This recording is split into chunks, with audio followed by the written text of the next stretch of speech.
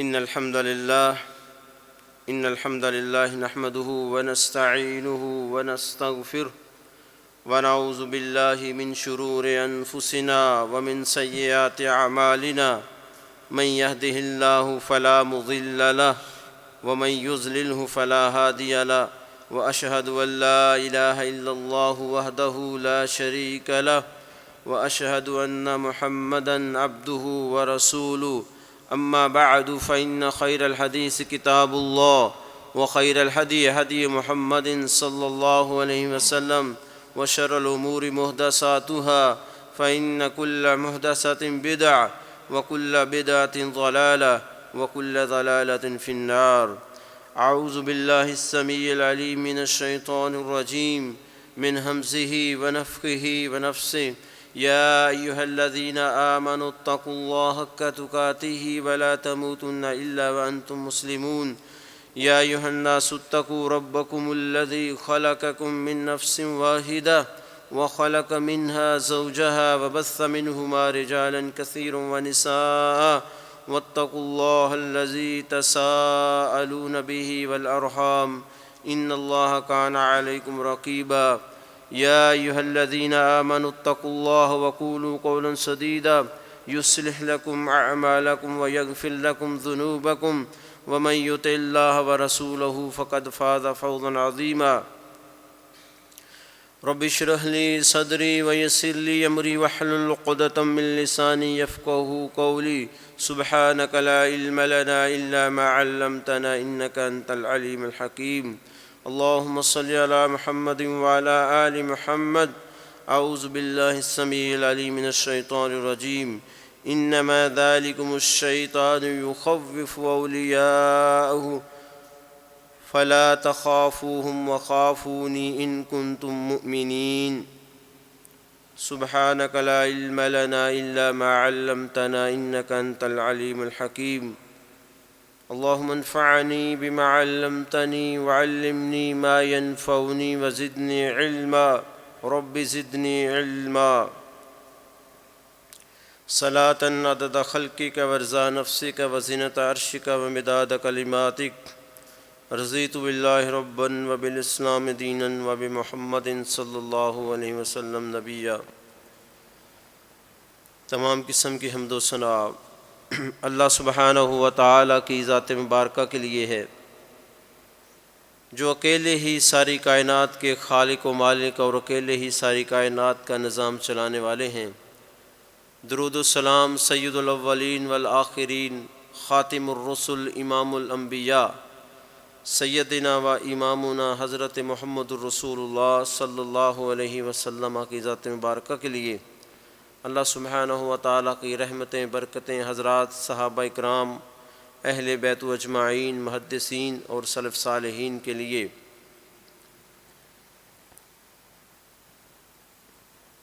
اگر ایک بندہ ساری زندگی نیک اعمال کرتا رہے اور ساری زندگی گناہوں سے برائیوں سے اللہ کی نافرمانی سے بچتا رہے، پھر بھی اس کو جنت کا سوال کرنا پڑے گا اور جہنم سے اللہ سبحانہ و تعالیٰ کی پناہ پکڑنی پڑے گی. اس لیے کہ کوئی بندہ تلک جنت میں نہیں جا سکتا جب تک اللہ سبحانہ و تعالیٰ کہ اس پر رحمت نہ ہو، اور کوئی بندہ جہنم سے تب تلک نہیں بچ سکتا جب تک کہ اللہ سبحانہ و تعالیٰ اس کو جہنم سے نہ بچا لے. اس لیے اللہ سبحانہ و تعالیٰ سے بار بار اللہ کے نبی صلی اللہ علیہ وسلم پناہ مانگا کرتے تھے. بلکہ حدیث پاک میں ہے کہ اللہ کے نبی صلی اللہ علیہ وسلم جب آخری تشہد کے اندر آپ بیٹھتے تو آپ 4 چیزوں سے پناہ پکڑتے. بلکہ آپ نے حکم بھی دیا جو کوئی تم میں سے آخری تشہد میں بیٹھے تو وہ 4 چیزوں سے اللہ کی پناہ پکڑے. اللہم انی اعوذ بک من عذاب القبر، عذاب قبر سے اللہ کی پناہ پکڑے. واعوذ بک من عذاب جہنم، عذاب جہنم سے اللہ کی پناہ پکڑے. واعوذ بک من فتنۃ المسیح الدجال، دجال کے فتنے سے اللہ کی پناہ پکڑے. واعوذ بک من فتنۃ المحیا والمات، زندگی اور موت کے فتنے سے اللہ کی پناہ پکڑے. اللہ کی پناہ میں آنا اتنا ہی ضروری ہے جتنا جہنم سے بچنا ضروری ہے. دونوں چیزیں آپس میں لازم ملزوم ہیں. اسی طرح جتنے نیک اعمال ضروری ہیں، اسی طرح اللہ سبحانہ و تعالیٰ سے جنت کا سوال کرنا ضروری ہے. تو اللہ سبحانہ و تعالیٰ نے یہ تو ہمیں سمجھا دیا کہ میرے بندو تم نے میری پناہ پکڑنی ہے، ہر شر سے، ہر فتنے سے، اور اپنے ازلی ابدی دشمن سے، سب سے زیادہ اس سے اللہ کی پناہ میں آنا ہے. جس طرح کہ اللہ سبحانہ و تعالیٰ نے قرآن مجید میں یہ فرمایا، ان الشیطان لکم عدو فاتخذوہ عدوا، شیطان کو اللہ نے تمہارا دشمن بنایا ہے، یہ تمہارا کھلا دشمن ہے. فاتخذوہ عدوا، اس کو دشمن پکڑو، اس کو اپنا دشمن سمجھو، کیونکہ یہ دشمن تمہیں کہیں بھی خالی ہاتھ نہیں جانے دے گا، کسی جگہ پہ تمہیں معاف نہیں کرے گا. ہمارے باپ آدم علیہ السلام جب جنت میں اللہ سبحانہ و تعالیٰ نے آدم اور مائی حوا دونوں کو یہ کہا، وَقُلْنَا يَا آدَمُ اسْكُنْ أَنْتَ وَزَوْجُكَ الْجَنَّةَ وَكُلَا مِنْهَا رَغَدًا حَيْثُ شِئْتُمَا وَلَا تَقْرَبَا هَٰذِهِ الشَّجَرَةَ فَتَكُونَ مِنَ الظَّالِمِينَ. جب یہ کہا کہ یہ جنت میں تم رہو اور اس جنت میں رہ کر جو کچھ مرضی کھاؤ، تمہیں کھلی چھٹی ہے، کھلی اجازت ہے، لیکن ایک شرط ہے، ایک اللہ کا حکم ماننا ہے. وہ کیا ہے کہ وَلَا تَقْرَبَا هَٰذِهِ الشَّجَرَةَ، اس درخت کے قریب نہیں جانا. اب شیطان آیا، اس نے سب سے پہلے جو وار کیا، اب اس وار کو سمجھنا ہے. آج تک اس کا وار اسی شکل کا ہے کہ جہاں آپ کی خیر اور بلائی ہوتی ہے اس چیز سے وہ ڈراتا ہے.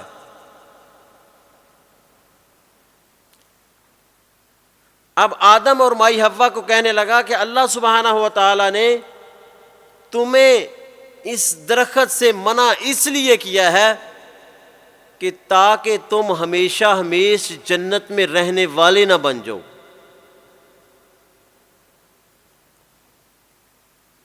یہ پھل کھا لو گے تو تم، میری خیر خواہی ہے، میری نصیحت ہے، اس چیز سے بچ جاؤ گے. گویا کہ آدم علیہ السلام کو اللہ سبحانہ و تعالیٰ نے جب ساری جنت کی نعمتوں کا تعارف کرایا، اب شیطان کس بات سے ڈرایا اس نے کہ کہیں تم اس جنت میں، اللہ تعالیٰ نے تو اس لیے منع کیا تھا کہ کہیں اس جنت میں ہمیشہ ہمیش نہ تم رہنے والے بن جاؤ. اب ان کو خوف کیا دلایا کہ اگر تم اس جنت میں ہمیشہ رہنے کا خوف دلایا کہ کہیں نکال دیے نہ جاؤ، جنت سے نکالنے کا خوف ان کے دل کے اندر پیدا کیا. سب سے پہلے جو پیدا کیا وہ خوف تھا. جو اللہ تعالیٰ نے نعمت دی، اس نعمت کا ختم ہونے کا خوف ان کے دل میں ڈال دیا. کہیں یہ نہ ہو کہ یہ نعمت تم سے چھن جائے۔ اور جب کہ مائی آدم اور سیدنا آدم علیہ السلام اس جنت کا مزہ لے چکے تھے، اب ان کا دل تو چاہتا تھا کہ ہم اس جنت میں ہمیشہ ہمیش رہیں، لہذا اس دشمن کے بہکاوے میں آ گئے کہ تم یہ پھل کھا لو پھر یہ ڈر ختم ہو جائے گا۔ اللہ تعالیٰ کا منع کرنے کا جو مقصد تھا نا وہ یہ تھا کہ کہیں تم ہمیشہ ہمیں جنتی نہ بن جاؤ، اس لیے تم یہ پھل کھا لو تو یہ خوف بھی تمہارا ختم ہو جائے گا۔ یہ خوف اس نے دلایا۔ تو آدم علیہ السلام نے جب پھل کھایا تو اس کی حقیقت کھل گئی۔ اللہ تعالیٰ قرآن مجید میں فرماتے ہیں فَأَزَلَّهُمُ الشَّيْطَانُ عَنْهَا، شیطان نے ان دونوں کو پھسلایا۔ کیسے انداز کے ساتھ پھیلایا؟ فَأَخْرَجَهُمَا مِمَّا كَانَ فِيهِ، جس جنت میں سے اس جنت میں سے نکلا دیا۔ تو آج شیطان کیا کرتا ہے؟ ہمیں اللہ کے اوپر توکل، اللہ سبحانہ و تعالیٰ پر یقین ختم کرتا ہے خوف دلا کے۔ اللہ سبحانہ و تعالیٰ سے یقین ختم کرتا ہے خوف کے ذریعے۔ آج وہ خوف ایک ایک بندے کے اندر پیدا ہو چکا ہے۔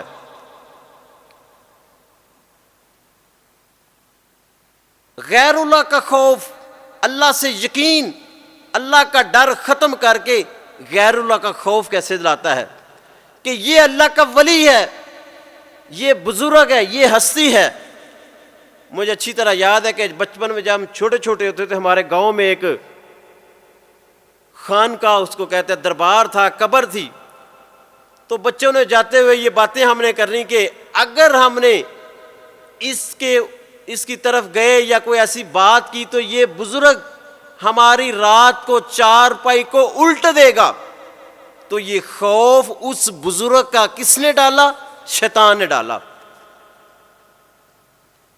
آج بھی ہمارے معاشرے کے اندر کمزور ایمان والے، کمزور اعتقاد والے مسلمان موجود ہیں جو ایک عام بندے سے بھی ڈر جاتے ہیں کہ اس نے، جس کا حلیہ بھی غیر شرعی ہوتا ہے، لمبے لمبے اس کے بال، گندگی اس کے چہرے پر، ناخن اس نے نہیں کاٹے، غسل اس نے نہیں کیے، اور شیطان ہمیں لوگوں کے دلوں کے اندر یہ خوف ڈالتا ہے کہ یہ ایسی پہنچی ہوئی سرکار ہے، اس نے جو کہا وہی ہو جائے گا، یہ کہیں تمہیں بد دعا نہ دے دے، اور اس کی بد دعا سے کہیں یہ نہ ہو کہ تیرا بیڑا غرق ہی ہو جائے۔ اب اس نے ایک ایسے شخص کا خوف، جبکہ اللہ سبحانہ و تعالیٰ قرآن مجید کے اندر یہ بات فرماتے ہیں، پہلے اس آیت مبارکہ کا ترجمہ سمجھ لیں تاکہ بات اچھی طرح سمجھ آ جائے۔ فرمایا انما ذالکم الشیطان یخوف اولیاءہ، یہ جو خبر ہے، یہ جو بات ہے، فرمایا کہ یہ شیطان کی ہے، یخوف اولیاء، تمہیں اپنے اولیاء سے ڈراتا ہے، اپنے دوستوں سے ڈراتا ہے۔ آپ کو ایک اللہ کا متقی نیک پرہیزگار بندہ ہو، وہ جا رہا ہو، آپ کے اندر بھی نیکی ہے، آپ کو دیکھ کے اس سے محبت ہوگی، وہ سمجھ لیں کہ وہ اللہ کا نیک بندہ ہے، وہ شیطان کا دوست نہیں ہے۔ اگر ایک بندہ ایسا حلیہ تان کے جا رہا ہے، آپ کے دل کے اندر یہ خوف پیدا ہو، یہ کہیں مجھے کچھ کر نہ دے، تو سمجھ لیں کہ وہ شیطان کا دوست ہے۔ شیطان اپنے دوستوں سے تمہیں ڈراتا ہے۔ فرمایا فلا تخافوہم، تم نے شیطان کے دوستوں سے نہیں ڈرنا، وخافون، اور مجھ سے ڈرو۔ اللہ فرماتے ہیں میرا خوف رکھو، مجھ سے ڈرو، ان کنتم مؤمنین، اگر تمہارے اندر ایمان ہے۔ ہمارا معاشرہ چونکہ یہ ہندوستان سے نکلا ہے. ہندوؤں کا کلچر ہمارے اندر ایک کافی عرصہ بلکہ کئی صدیوں کئی دہائیوں سے وہی کلچر ہمارے اندر رہا ہے. تو اللہ سبحانہ و تعالیٰ کی یہ توفیق سے اور کچھ لوگوں کی کوشش سے ایک الگ اسلامی ملک کا وجود قائم کیا گیا. تو اللہ سبحانہ و تعالیٰ نے اس کو عزت بھی دی, تقویت بھی دی, تکریم بھی دی, اور اس کو اللہ سبحانہ و تعالیٰ نے آج تک محفوظ بھی رکھا ہے. لیکن ہندوانہ جو رسومات ہے, ہندوانہ جو سوچ ہیں, وہ آج بھی مسلمانوں کے اندر موجود ہیں. آج وہ مسلمانوں کے اندر موجود ہیں کہ ایک شخصیت جو فٹ پاتھ کے اوپر بیٹھی ہوئی ہے, ایک بندہ جس کو اپنی پاکی ناپاکی کا نہیں پتا, ہزاروں کمزور اعتقاد کے مسلمان اس کو اللہ کا ولی سمجھ کے, اللہ کا دوست سمجھ کے اس سے اپنی امیدیں وابستہ کرتے ہیں اور اپنے مستقبل کے معاملات اس سے پوچھتے ہیں, اور وہ لوگوں کے ہاتھ دے کے لوگوں کے مستقبل کی خبریں بتا رہا ہوتا ہے. کیا یہ مسلمان کا ایمان یہ ہونا چاہیے؟ کیا ایک مومن کا اعتقاد یہ ہونا چاہیے؟ کیا کیا خرافات اس معاشرے کے اندر پیدا ہو چکی ہیں. وگرنہ یہ پاکستان کے اندر اتنے پیر پرستی اتنے عروج پر نہ جاتی. شکر ہے اللہ کا کہ آج میڈیا نے بہت سارے ان خرافات پیروں کو, ان جھوٹوں کو ایکسپوز کیا ہے, ان کو ننگا کیا ہے. وگرنہ خبریں آتی تھی کہ ایک بندہ پکڑا گیا, اس نے 300 عورتوں کی عزت کو پامال کیا ہے. آخر یہ چیزیں کیوں پیدا ہوتی ہیں؟ ہماری خواتین اپنے رب کو چھوڑ کر, اپنے نبی کی تعلیمات کو چھوڑ کر ان کے پاس کیوں جاتی ہیں؟ یہاں تو ہونا کہ وہ عزت و تکریم کے, ناموس کے پیکر ہوں. وہ تو ان خواتین کی عزت کو تار تار کر دیتے ہیں, ان کے گڑھوں کو اجاڑ دیتے ہیں. تو پھر یہ چیز تسلسل سے کیوں چلتی ہے؟ اس کی بنیادی وجہ یہ ہے کہ ہمیں اللہ سبحانہ و تعالی کا بھی تعارف نہیں, اور محمد رسول اللہ صلی اللہ علیہ وسلم کی شخصیت کی زندگی کا بھی علم نہیں کہ اللہ کے نبی نے ساری دعائیں, آپ کی طرز زندگی ان معاملات میں کیسی تھی, اس کا بھی ہمیں علم نہیں ہے. اس لیے جب ایک بندہ 10 سال یہ کام کر کے پکڑا جاتا ہے تو کہا جاتا ہے کہ جعلی پیر پکڑا گیا. سوال یہ ہے کہ آپ کو اولاد کی ضرورت ہے, آپ اس کے پاس کیوں گئے؟ آپ نے قرآن کیوں نہیں دیکھا؟ آپ نے اپنے نبی سے کیوں نہیں پوچھا؟ آپ کو فقر و فاقہ نے چھوا تو آپ ان شیطانوں کے پاس کیوں گئے؟ آپ کو کسی نے بندش کا آپ کے اوپر وار کیا ہے اگر کہتے ہیں تو آپ کرنے والے بھی وہی, کھولنے والے بھی وہی کرتے ہیں اور ان کے پاس ہی جاتے ہو. تو آپ نے قرآن پاک سے کیوں نہیں پوچھا؟ اپنے رب سے کیوں نہیں پوچھا؟ اپنے نبی کے پاس کیوں نہیں گئے؟ اپنے نبی کی احادیث کو کیوں نہیں کھنگالا اور اپنے نبی کی تعلیمات کو کیوں نہیں سمجھا؟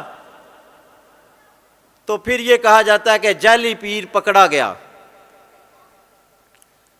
میں جو بات آج کے خطبہ جمعہ میں سمجھانا چاہتا ہوں وہ یہ ہے کہ آج ہم نے ان دعاؤں کو چھوڑ کر, ان وظائف کو چھوڑ کر ہم کئی طرح کے رستے اختیار کر چکے ہیں. جو رستہ اصل تھا کہ اللہ کے قرآن سے اس کی رہنمائی لیتے اور محمد رسول اللہ صلی اللہ علیہ وسلم کی احادیث سے ان مسائل کا حل تلاش کرتے.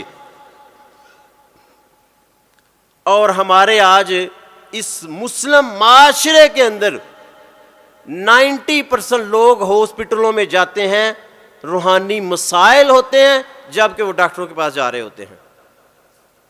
یہی مسئلہ کوئی ہوتا ہے شیطان اتنا خوف دلاتا ہے،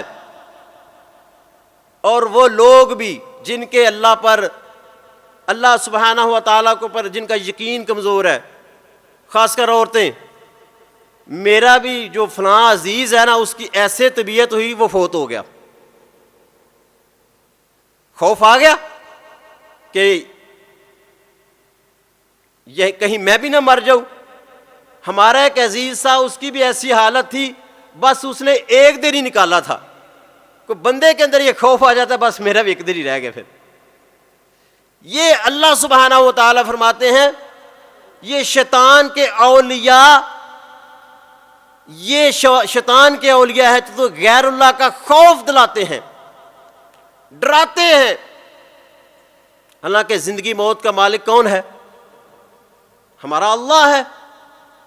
ساری کائنات مل کے بھی اگر ہمیں نقصان پہنچانا چاہے تو نقصان پہنچا سکتی نہیں، اور اگر ساری کائنات مل کے اگر اللہ نہ چاہے تو نفع پہنچانا چاہے تو وہ نفع پہنچا سکتے نہیں۔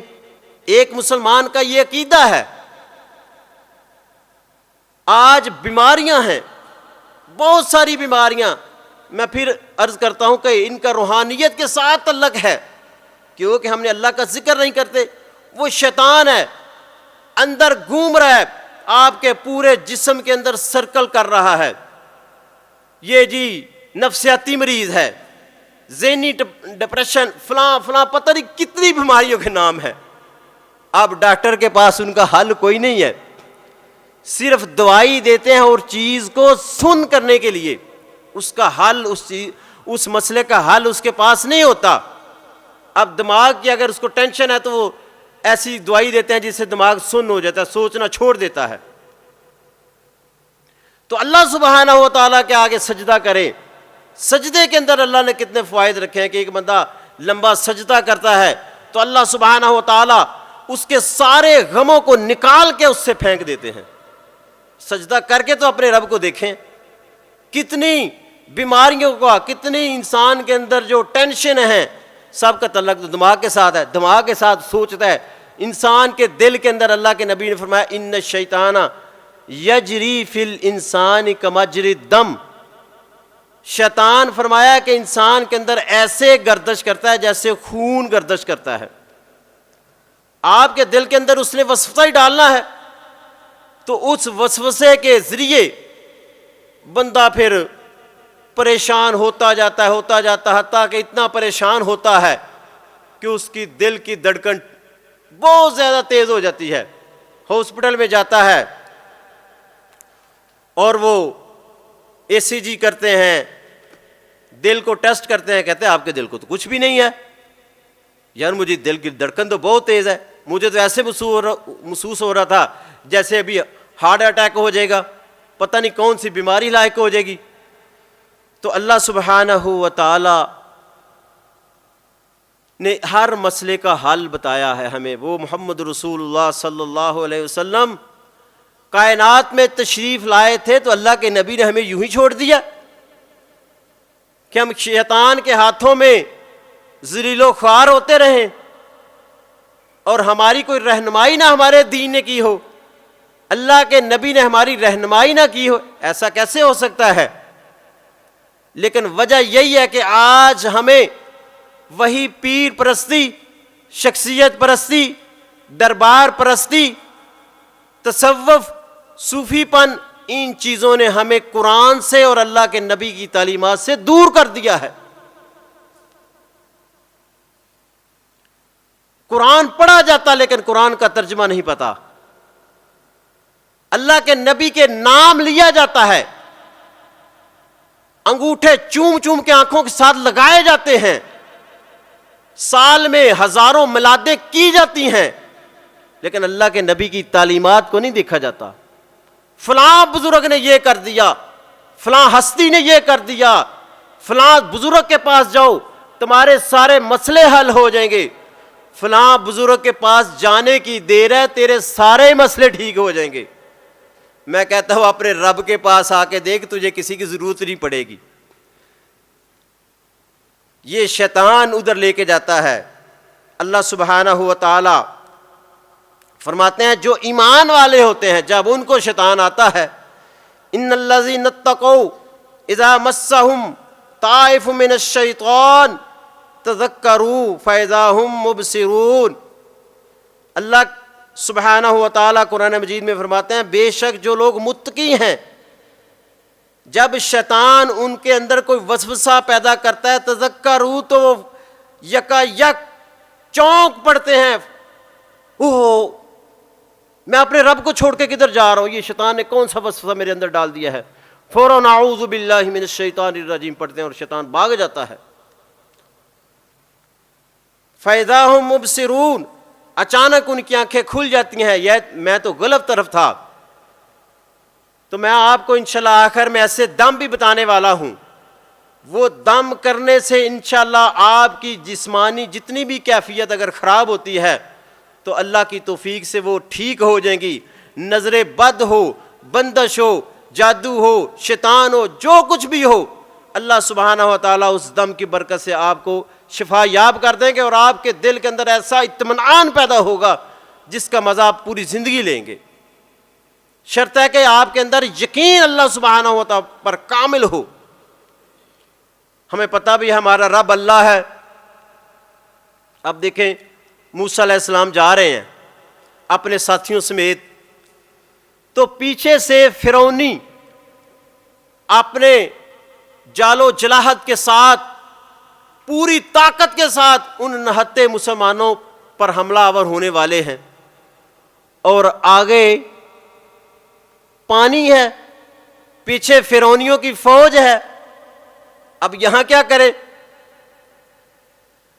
تو حضرت موسیٰ علیہ السلام کو کہنے لگے اِنَّا لَمُدْرِكُونَ، مارے گئے، اب بچنے کی کوئی صورت نہیں ہے، اب مارے گئے، آگے پانی ہے، پیچھے فرعونیوں کی فوج ہے۔ تو اللہ سبحانہ و تعالیٰ نے موسیٰ علیہ السلام کے ان کے ان الفاظ کو جو سونے کے پانی کے ساتھ لکھ دیے جائیں تو اس کا حق نہیں ادا ہوتا۔ فرمایا ان ربی سیہدین، میرا رب میرے ساتھ ہے، ان قریب وہ میری رہنمائی کرے گا۔ جب یقین تو یہ پیدا کرے کہ آپ کو شیطان ڈرا رہا ہے، آپ کو فقط ڈرا رہا ہے۔ ایک دن ہم بیٹھے بات کر رہے تھے، ہمارے ملک میں تو سارے مسلمان ہیں نا، سب مسلمان ہیں، ہاں جی الحمدللہ مسلمان ہیں۔ آج رات کو پٹرول 500 سے اوپر ہو جائے گا، کڈو یار موٹر سائیکل کڈو جلدی بھائی، چودھری صاحب تھی بھی آ جاؤ، فلانے جی تھی بھی آ جاؤ رشتے دار آ جاؤ بھائی، پٹرول ڈلوا لے۔ یہ اللہ پر یقین ہے؟ اللہ سبحانہ و تعالیٰ پر یہ یقین ہے آپ کا؟ شیطان نے آپ کو ڈرایا کہ کہیں یہ نہ ہو کہ اتنا مہنگا ہو جائے کہ تمہیں دوبارہ تمہارے پاس اتنے پیسے ہی نہ آئے، تو جلدی جلدی کرو پٹرول ڈلوا لو۔ اللہ سے یقین ختم ہو کے بھاگے اور ساری رات وہاں لائنوں میں کھڑے رہے۔ اگلے دن پتہ لگا نہیں 100 روپیہ کٹ گیا۔ تو ہماری وہ محنت کاوش کہاں گئی؟ وہی شیطان اینڈ پہ پتہ چلتا ہے، جب وہ اپنا کام کر جاتا ہے اینڈ پہ پتہ چلتا ہے اوہو یہ تو ہم غلط ٹریک پر تھے۔ تو اللہ پر یقین پختہ کرے کہ میرا رب تو میرے ساتھ ہے، حکمرانوں نے کچھ نہیں چھوڑا۔ ہم کہتے ہیں، میں نہیں کہہ رہا، معاشرے میں لوگ کہتے ہیں کہ حکمرانوں نے ہمارا کچھ نہیں چھوڑا، ہمیں تباہ و برباد کر دیا، یہ کر دیا، یہ کر دیا۔ تو آپ یہ کہیں یہ سارا کچھ کرتے رہے، میرا رب تو میرے ساتھ ہے۔ اللہ پر یقین ہمارا کمزور ہے۔ اللہ کے نبی صلی اللہ علیہ وسلم نے فرمایا تم اپنے رب پر ایسے توکل کرو جیسے پرندے کرتے ہیں۔ پرندوں کا توکل کیا ہے؟ کہ صبح خالی پیٹ اپنے گھونسلوں سے نکلتے ہیں اور شام کو جب واپس لوٹتے ہیں تو ان کی پوٹیں بری ہوتی ہیں۔ کون سی فیکٹری میں جاتے ہیں، کون سے کارخانے میں جاتے ہیں، بات یقین کی ہے، دینا اللہ نے آپ کو ہے جو آپ کی قسمت میں لکھا ہے۔ آپ اور اللہ پر اگر یقین کریں گے تو آپ کو وہ رزق بڑے سکون اور اطمینان سے ملے گا۔ اگر اللہ پر یقین نہیں ہے تو بھاگتے بھاگتے تھک جائیں گے، ملے گا وہی جو آپ کی قسمت میں لکھا ہے۔ پھر آپ کو اس کے لیے مشقت اٹھانی پڑے گی، بھاگنا پڑے گا، پریشان ہونا پڑے گا۔ لیکن اگر اپنے رب پر یقین کر لو گے تو یقیناً تم اطمینان کے ساتھ اس رزق کو پالو گے۔ آج ہماری کمزوری یہ ہے کہ ہمیں اللہ سبحانہ و تعالیٰ قرآن مجید کے اندر بیان فرماتے ہیں کہ شیطان تو ہمیں فقر و فاقہ سے ڈراتا ہے، وہ صدقہ نہ کرو کہیں تم فقیر نہ ہو جاؤ، جلدی جلدی یہ مال جمع کر لو کہیں تمہارے اوپر اتنے ایسے دن نہ آ جائیں کہ تیرے پاس کچھ نہ رہے۔ تو اللہ سبحانہ و تعالیٰ نے ہمیں اس دشمن سے خبردار بھی کیا ہے کہ وہ تمہارا دشمن ہے، کھلا دشمن ہے، فقر سے ڈرائے گا کہ تمہارے اوپر کہیں فاقہ نہ آ جائے، فاقے سے ڈرائے گا، اور اسی طرح بیماریوں سے ڈراتا ہے، تمہیں کہیں یہ بیماری نہ ہو گئی ہو، جلدی جلدی کرو اپنے ٹیسٹ کراؤ، سارے ٹیسٹ کراؤ۔ ٹیسٹ کرانے کے بعد ڈاکٹر صاحب کہتے ہیں ہاں اس میں مسئلہ ہے، اور خوف پیدا ہوا، اس کی دوائی لو، پھر دل میں یقین ہو گیا اب تو بیماری آ کر رہے گی، آئے گی، مجھے چھوڑے گی نہیں، فلاں جگہ سے خبر آئی کہ فلاں بندہ اس بیماری سے فوت ہو گیا، اور شیطان نے خوف پیدا کیا، اگلا نمبر شاید تیرا ہی ہو۔